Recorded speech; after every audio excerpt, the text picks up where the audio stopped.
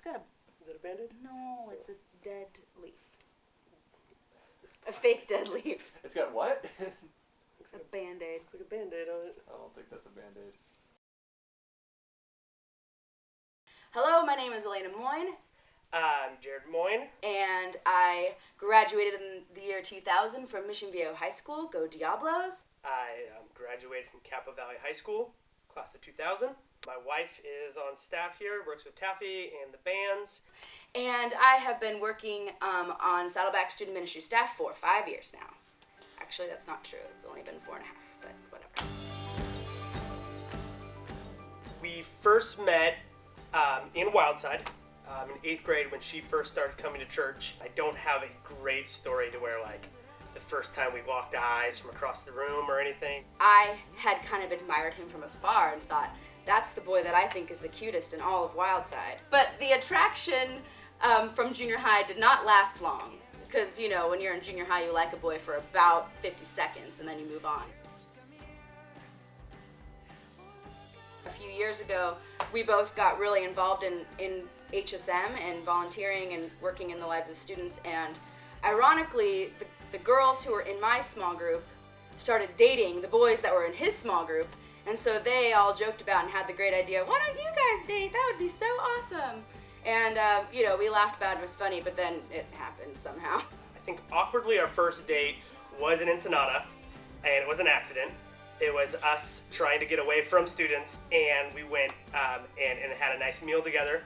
And I only had a $50 bill, so I paid for a meal, and I made a joke afterwards of like, oh crap, I think that was just a date.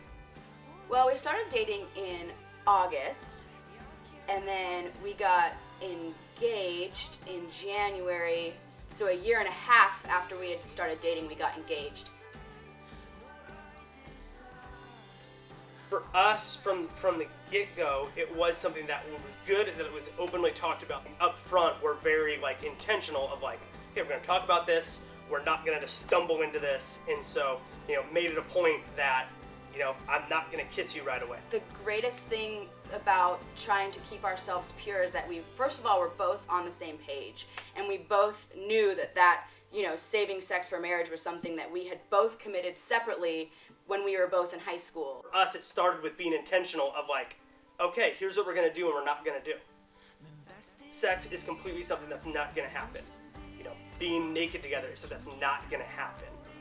I definitely think that sexual purity is more than just not having sex.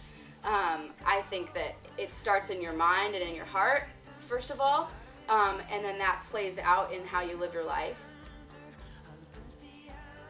I think that waiting till I was married to have sex completely was worth it. Now having sex, I know like what an intimate, personal moment that is, and like I can't imagine having sex with somebody that didn't know 100% had my best interest at heart, wasn't 100% committed to me forever, wasn't just gonna wake up one day and be like, I'm done with you.